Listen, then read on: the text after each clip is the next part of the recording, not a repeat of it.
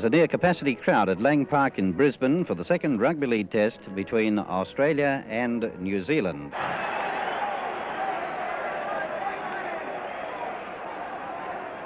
Now you see the teams on the field. It won't be long before the game is in progress. The referee, Mr. Cole Pearce from Sydney, is about to signal the kick-off. And here it is by Roger Tate, the New Zealand fullback.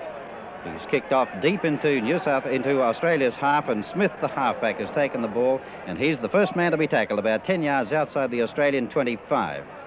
This is Kelly, front row forward, taking it out to the blind side of the field. Play now about 10 yards on Australia's side of halfway, close to touch on the grandstand side. Fullback Langlands kicks, but not a good kick by Langlands. And the first scrum of the game is to be set in Australia's half, about 10 yards outside the 25. You can see the 25-yard line there near the bottom of the picture. First scrum of the game. Now, although the game is in progress, perhaps we could run through the two teams for you. There are 2 or 3 changes in the Australian team, which played the first test against New Zealand in Sydney a little earlier. And the fullback for Australia this afternoon is Graham Langlands. On the wings are Ken Irvine and Les Hannigan, numbers 2 and 5. The centres, Reg Gasnier, the captain of the Australian team, and John McDonald of Queensland, playing his 4th game of football since he was injured in the first test against Great Britain last year. Now here's a nasty incident. Unfortunate clear-up in the early stages of the game. This is quite nasty. Referee Cole Pearce, as you can see, has the players now under control, but there'll be several cautions handed out here, I'm sure. Quite a few fists flying there from several players. It'll be interesting to see just which players now are called out by referee Cole Pearce. The player on the ground, unfortunately, I can't see him very well. You can see him as well as I can, but it may be 5'8" Johnny Gleeson, the Australian scrum half. Yes, it is Gleeson, but I don't think he's badly hurt. As you can see, he's now in a sitting position, and I'm sure, or at least I hope, we'll be able to continue for the Australian team. And by the way, 2 players have been ordered off by referee Cole Pearce. We can see them there. It's Noel Kelly of Australia, and number 10 for New Zealand is Robin Orchard. 2 prop forwards have been ordered off in the first minute of play. Now this is most unfortunate, a very bad start to the second test match at Lang Park in Brisbane. Well, now the referee has taken his drastic action of ordering off these 2 forwards early in the game, and play will proceed with this scrum on the Australian 25-yard line. By the way, play has been in progress now. There's no timeout for an incident such as that. Play has been in progress for almost 3 minutes, and here's the first penalty of the game to New Zealand. And Roger Tate, the fullback, has been called up to take the kick. Roger, the fullback, should kick the goal from this position to give New Zealand an early lead in the second test match. And this is a vital test match for New Zealand. Just how vital we'll be told, I'm sure, by Reg Cook, former New Zealand international, who's working with me this afternoon. Yes, this is certainly a vital test for New Zealand. They have to win this one to keep this series alive. And this incident which just arose is very, very unfortunate. It's not good for the game, and it really hasn't done any good at all. Now here's Tate, very important kick, and it looks good. It's a goal by Cook. So it's first blood to New Zealand in the second test. New Zealand 2, Australia 0. And that's Smith running up towards the halfway line with the ball. He'll place it now in the centre of the halfway line for the kick-off. Now, I was running through the Australian team, and I got to 5'8" Gleeson. The halfback, of course, is Bill Smith. The lock forward of the Australian team is John Raper, who is also the vice-captain. In the second row are Ron Lynch and Alan Thompson. The prop forwards were Noel Kelly and Peter Gallagher, but, of course, Kelly has been ordered off the field. The hooker is Alan Buman. Now, play dangerously close to the New Zealand line. This is on the New Zealand 25-yard line, but that was a bad pass by the Australians, and it's New Zealand in possession now. But there's going to be a penalty. Referee Cole Pearce has ruled that the New Zealand backs were standing too close as that ball was played, inside the 5 yards. And now here's a great chance for Graham Langlands, the Australian fullback, to level the scores. Langlands, as you can see, is placing this ball right in the centre of the 25-yard line. So he's in front of the posts for this attempted penalty goal, which should level the scores. This is an easy one for Langlands. Here's Langlands kicking. This will be a goal, and it's 2-2. New Zealand 2, Australia 2, after only about 4 minutes of play now in the first half. And now it's New Zealand's turn to kick off, and if I may take this opportunity, I'll run through the personnel of the New Zealand team. The fullback is Roger Tate. The wingers are Bill Southern and Ted Baker. In the centre are Roy Christian and Roger Bailey. Roy Christian is not a recognised centre. He's a recognised winger, but he's playing centre for New Zealand this afternoon. The 5/8 is Bob Irvine. The halfback is Paul Schultz. Lock forward Ray Sennell. In the second row are Tony Kriletich and Kevin Dixon. The props, Robin Orchard, who has been sent off now, and Oscar Danielson, and the hooker is Colin O'Neill. Now play very close to the Australian line, but it's Australia in possession. That's Gallagher now trying to make progress through the ruck, trying to drive the New Zealanders back from the Australian line. They're only about 12 yards out from the Australian line and over on the grandstand side of the field. Now that pass was straight back to Langlands, but again the New Zealanders are inside the 5 yards. And this will relieve the situation somewhat for Australia. Graham Langlands, again the kicker. And he's kicking towards the grandstand side. But a good kick by Langlands too. He's gained a lot of ground with that one. Taken play into New Zealand's half by about 5 yards, and it's Buman taking the second kick on to Raper, to Gleeson, the 5/8, and here's a reverse pass back to Lynch in amongst the forwards, but Lynch was well marked there. Lynch plays it to Smith at dummy half, and to Raper, who's lost the ball. If New Zealand can gain possession, there'll be an advantage. And it is New Zealand's ball. Played back now and passed out. That second row, Kevin Dixon. Or is no, it was O'Neill, I'm sorry, the lock forward. And now the Australians infringed the 5 yards rule. These two teams a bit anxious, Reg, in the early stages. Yes, they both being up within the 5 yards, and Cole Pearson's being very severe. He's not letting either side away with anything at this stage. Not possibly that he should, but he's being very severe with his penalties. The kicker is Tate for New Zealand. Doesn't gain very much ground with that kick, but of course he put it over the touchline safely, which means that New Zealand will retain possession with the second kick. And here it is by O'Neill, the hooker. The pass to Dixon. He picked that one up well from his toes. Could quite easily have knocked that one on. It's on the halfway line now. Dixon of New Zealand has played it. Pass goes out to Sennell, the lock forward, and on to another one of the forwards. Can't see him properly. It's the prop forward, Oscar Danielson. Play on halfway. This is Sennell, the New Zealand lock forward, but there's no opening there. He's over the halfway line, though, and play is just a few yards in Australia's half.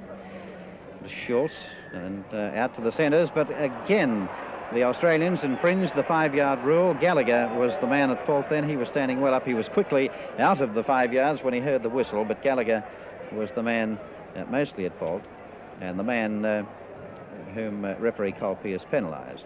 Now, this is a much more difficult kick for Roger Tate. He's going to attempt another goal, but this time he'd be only 10 yards on Australia's side of the halfway line. Now, this gives you an indication of the distance. He's 10 yards in Australia's half, but near centre field. Tate, who didn't kick well in New South Wales, has been kicking very well, I understand, during this tour of Queensland. Roger Tate, the kicker. Not a bad-looking kick either, but just a little low and out to the right. That's Langlands running for Australia, back to the 25-yard line. But a nice tackle by Irvine, the New Zealand 5/8 today. Normally a half. Now the ball's played. That's Lynch. Lynch trying to clear the ruck, but the New Zealand forwards moved out smartly. Back to Buman and on to Raper, the Australian lock forward. No opening there. He hit Danielson very hard, but came to a full stop as you saw. That's Langlands kicking. Good long one too from Langlands. This is forcing Tate right back over his own 25. Trying to elude Hannigan there, but Hannigan held onto his jersey. Got some assistance from Buman of Australia.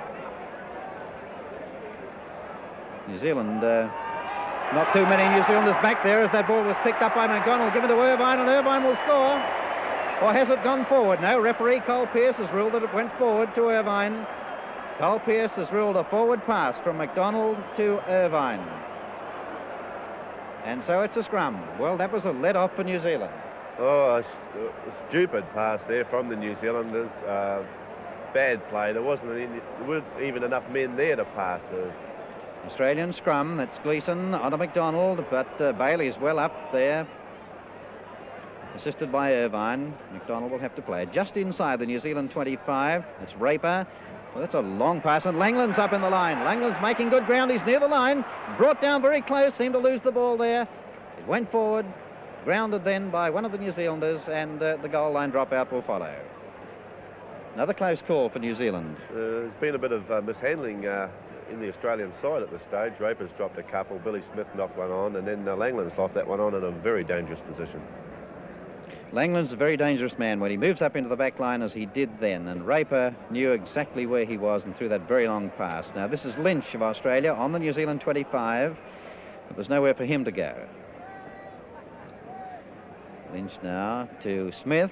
Smith reverses play here. Gleeson taking it around to the blind, making progress too, but a good tackle by Dixon, the New Zealand second row forward. That's back to Raper at dummy half, to Smith, to Lynch standing wide, and back into Gallagher, the prop forward, but he's well marked. Nowhere for Gallagher to go either. On the New Zealand 25, Beuman at dummy half for Australia, passes to Smith, and there's the short kick after the third tackle. Smith following through, but Tate handles safely for New Zealand.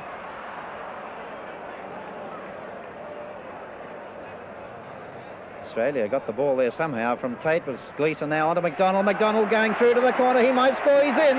McDonald of Australia, Queensland centre, has scored, and that's Australia 5, New Zealand 2 after 11 minutes. Yes, McDonald showed a wonderful turn of speed to get through that gap then, and the Australian the New Zealand cover defence was very slow in getting across, and McDonald was virtually untouched to score that try. He's a very nice mover with the ball, McDonald. I was very impressed with him in the Interstate Series last year, and then in the little time that he was on the field against England, or Great Britain, I should say, in the first rugby league test of last year. McDonald, unfortunately, was injured early in that game, had to leave the field, and didn't resume playing until recent weeks. This is his fourth game of rugby league since the first test in Sydney last year, and he scored the first try of this afternoon's game. Great effort by McDonald, a very fine player. That came from a loose ball from Tate in the first instance to another piece of bad play by the New Zealanders.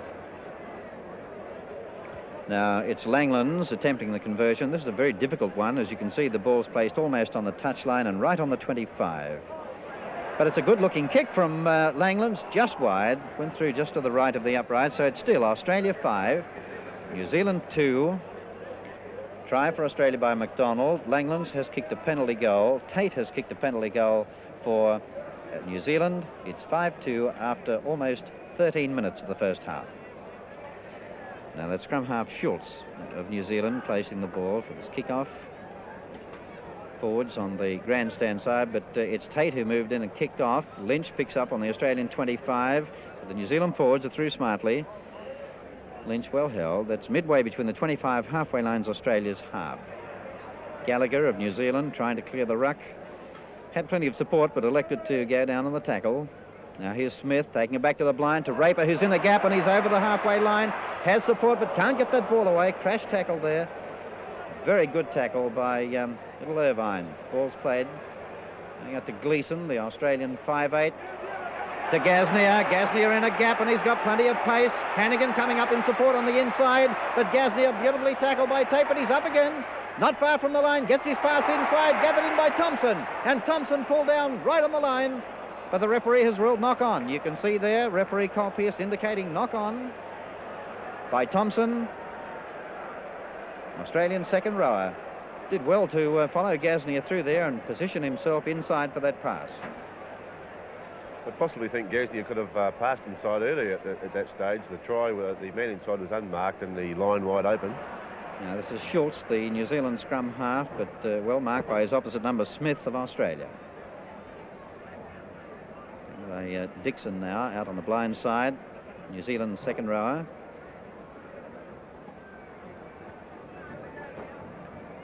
Buman, the tackler there for Australia. Inside New Zealand's 25-yard line. The kick is by Ray Sinnell, the New Zealand lock forward. Over halfway, Langlands, Australian fullback, picks up. Running to his support. Oh, nice sidestep, almost got him through the gap, but he was nicely tackled there by the centre, Roger Bailey. Good run by Smith from dummy half. Raper backed up nicely, held by Danielson, but he's got the ball away. Looks like McDonald, is it there? Thought, yes, it is. Inside the New Zealand 25. To Smith now, but he's dropped the ball. The New Zealanders at this stage are tackling very poorly. They're trying to go too high, and it's not working. The Australians are brushing through on the burst and causing them all sorts of trouble. This is an Australian scrum, but Smith couldn't do much with it. Bailey coming through, but he's knocked on. The advantage here is Irvine picks up. It's Langlands now for Australia. Back inside to Irvine, but a bit too far forward. Irvine knocked it on. The referee will rule the scrum. Just outside the New Zealand 25-yard line, and players about 15 yards in from touch on the grandstand side of the field, for those of you who know Lang Park. There's very little breeze blowing here this afternoon, by the way. What there is coming from the northwest. It's very light and will have no effect on play. This is Smith, a good run from the scrum to Raper inside, and Raper will score. Raper for Australia, over to score Australia's second try, and it's Australia 8, New Zealand 2, after 16 minutes of play. New Zealand seem very flat-footed in comparison to the speed of this Australian team, and I'm sure there's going to be a real problem for them unless they start getting out of these scrums and getting up in these play the balls and stopping them with good low tackling. They just cannot match the speed in no way, and no department at all can they match the speed of the Australian team. Again, Langlands will be the Australian kicker. A much easier one for Langlands this time, because Raper went through about 10 yards outside the right upright. And Langlands has the ball placed inside the 25-yard line. Now, there's the distance. It's not a difficult one. But he's missed it. Went to the right of the post. No goal. It's 8 points to 2. Australia leading. Tries by McDonald and Raper. A penalty goal by Langlands, as against a penalty goal by Tate for New Zealand. We've now had 17 minutes of play in the first half. Langlands now has kicked 1 goal from 3 attempts. Tate has 1 out of 2 for New Zealand. Well, Tate was coming up to kick off, but it was Schultz who actually took the kick out to the forwards, dropped by Gallagher, and the New Zealand forwards in position to pick up. This is on the Australian 25-yard line now. It's Dixon at dummy half. He's pass away nicely. It's gone out to Irvine, the 5'8", but Irvine will mark just outside the Australian 25-yard line and right in centre field. O'Neill, the dummy half, but Australia again inside the 5 yards, and here's another opportunity for New Zealand fullback Roger Tate to kick a penalty goal. And this has been awarded right on the 25-yard line and not far from centre field. The New Zealanders seem hesitant on attack. Instead of getting right on with the job and bursting onto the ball, they seem to be slowing up, not really moving smartly onto the ball, and they're going to suffer very dearly for this bad mistake unless they improve immensely. Roger Tate, New Zealand fullback, attempting the penalty goal. And this is a goal by Tate. Nice kick. 8-4 in favour of Australia. Australia 8, New Zealand 4 after 18 and a half minutes of play. What effect do you think the absence of these two forwards now will have on this game? Obviously, they're going to find it a little more difficult, both teams, with only 12 men out there. Do you think it will have any big effect on play, Reg? Well, I think it's going to definitely have an effect on New Zealand more than Australia, because New Zealand needed Orchard in this side to give the strength in the centre of the field, which is what they lacked, plus their bad tackling in the first test. But this time they're going to be have a bigger loss than what Australia are. Australia's speed is going to be the big thing. They even look as though they're moving on, and running much faster than the New Zealanders at every stage. Now this scrum is about midway between the 25 and halfway lines, New Zealand's half, but the penalty has gone against Australia for a scrum breach. Tate once more will be the New Zealand kicker. He'll kick for the line on the grandstand side. Quite a good kick too. He wasn't far from touch when he took that kick, and he's gained a lot of ground. The second kick will be taken by O'Neill, only 10 yards short of the Australian 25. Now it's gone to Dixon. Dixon trying to crash through himself. Nice tackle by the Australian second rower, Thompson. Just short of the 25. The pass this time to Danielson. But he was well taken there by Raper, who went a bit high, which is unusual for Raper. Now this is Snell, the New Zealand lock, back inside to Bailey. Long one out there to Irvine. Irvine got around one of the Australians there quite nicely, but ran into a couple more. Just short of the Australian 25. That was the third tackle. Dixon again at dummy half. Quite a bad attempt at a field goal there. This is Hannigan running for Australia. Caught just inside his own 25-yard line by his opposite number, Southern of New Zealand. McDonald at dummy half. Passed that one into Smith, and it's gone to Gallagher. Held by Dixon. This is in centre field, inside the Australian 25. Beuman at dummy half. Back to Langlands, and Langlands will kick, but it's gone off the side of the boot. He sliced it badly. It's out on the full. So this will be a scrum back, well inside the Australian 25. Only 10 yards now from the Australian goal line and near centre field. And if ever New Zealand needed to win a scrum, they need this one. Wouldn't it appear, even at this stage, that the New Zealanders are sadly lacking the drive and leadership of Bruce Castle? The round the scrum play is not very tidy on New Zealand's behalf, and I feel that Castle could have been the answer here, definitely. Very unfortunate that they lost him. That was Schultz who got onto that ball as it came away from the scrum. He's played it to Christian going crossfield. Oh, bad pass though towards Southern. Raper is onto the loose ball, but the referee has ruled that it was knocked on.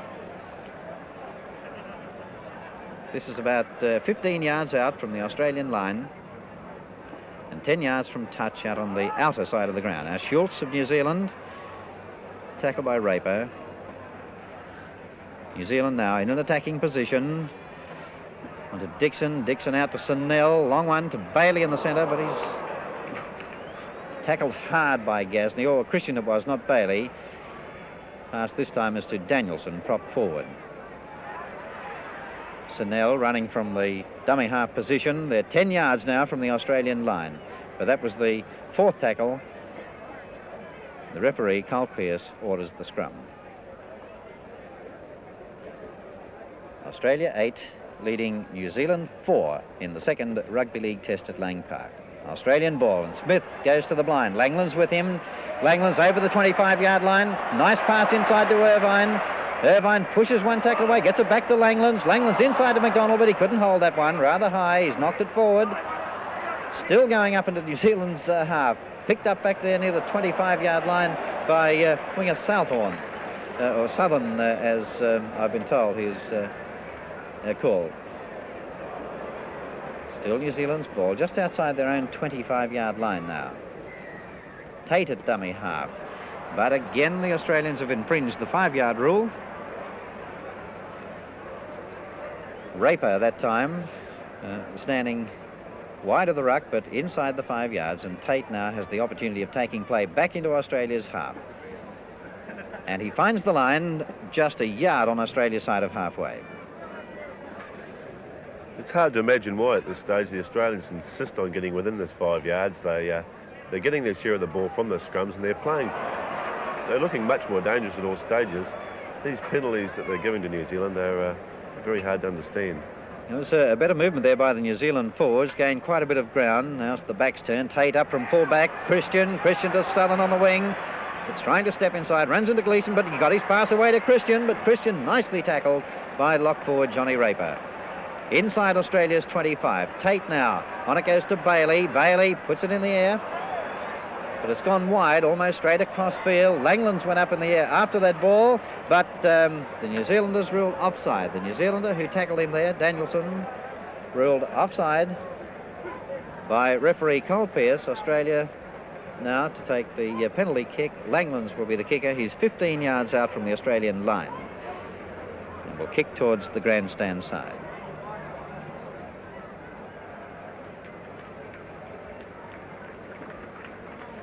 The touch judge's flag is up about 10 yards on Australia's side of halfway. Buman takes the second kick, now to Raper, to Gleeson, back inside to Smith. Smith through one gap. Nice pass to Gleeson again. Gleeson over the halfway line. Has Hannigan outside, but can't get the ball away. Well tackled there by second rower Krilitic.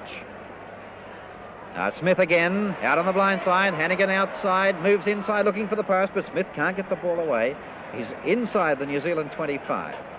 Now it's Gleeson. Gleeson to Thompson, second row. On to Gasnier. Gasnier on the 25 to Langlands, who's in a gap, and Langlands will score. Nobody there. Langlands puts it down beside the right upright, and it's Australia 11, New Zealand 4. The third try for Australia. The scorer, Graham Langlands. Well, Langlands once again then exploited the bad New Zealand positional play in defence, and there was no possible answer as to why they could be not even running into position at this stage when Australia are getting on top and running wonderfully well onto the ball. They're going to have to definitely improve, or this could be a cricket score. Well, we've had 25 minutes of play now, and it's 11-4 in favour of Australia, and we've had a change of kickers. John McDonald of Queensland has been called up, and he will attempt the conversion of the try by Langlands. He's on the 25-yard line, and he's right in front of the right upright, so he's not far from the posts. John McDonald of Queensland, the Australian centre, attempting the conversion of Langland's try. And it's a good one, I think. Yes, a goal by McDonald. So it's 13 points to 4. Australia 13, New Zealand 4, and 26 minutes gone.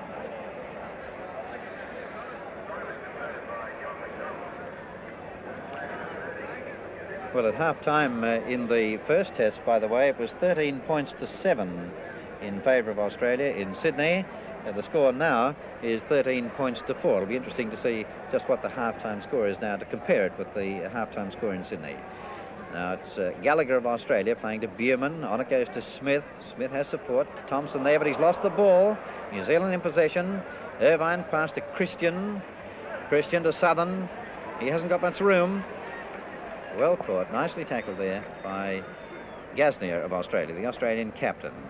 Now it's Irvine on to Schultz. Schultz just short of the Australian 25-yard line.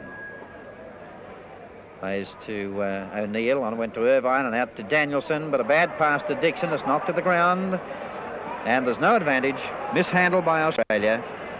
Knocked on by both teams, so referee Cole Pearce has no option but set the scrum midway between the 25 and halfway lines, Australia's half.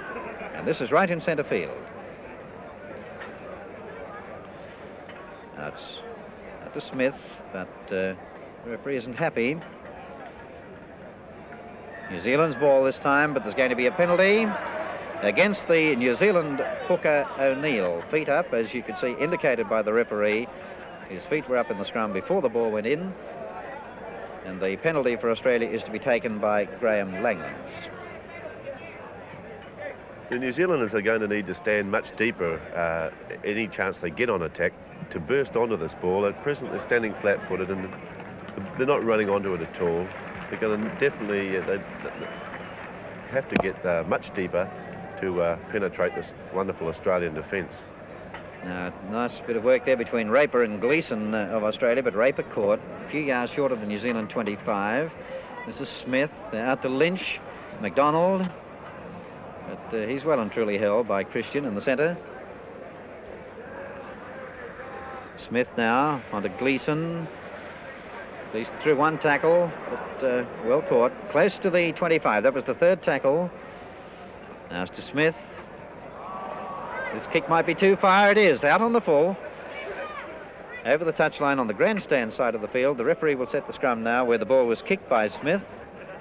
And that's about 10 yards short of the New Zealand 25-yard line and not far from centre field. think it's a New Zealand scrum. Yes, Schultz has the ball, but it's well caught by Raper. Raper is very fast around that scrum. Now the pass is to Danielson, but trying to use his weight, found the opposition a little bit strong there from Thompson. This is Dixon. He's under one tackle, or almost, from Lynch. O'Neill it was, not Dixon. Dixon at dummy half. Out to Snell. Back inside now to Irvine. Kick for touch. Hannigan there. He's mishandled, though. And, as you can see, thrown over the touchline. And there's going to be a penalty against New Zealand. Referee Cole Pearce had obviously called on Hannigan to play the ball before he was thrown over the touchline. So the penalty is awarded to Australia. Australia went on to win the match.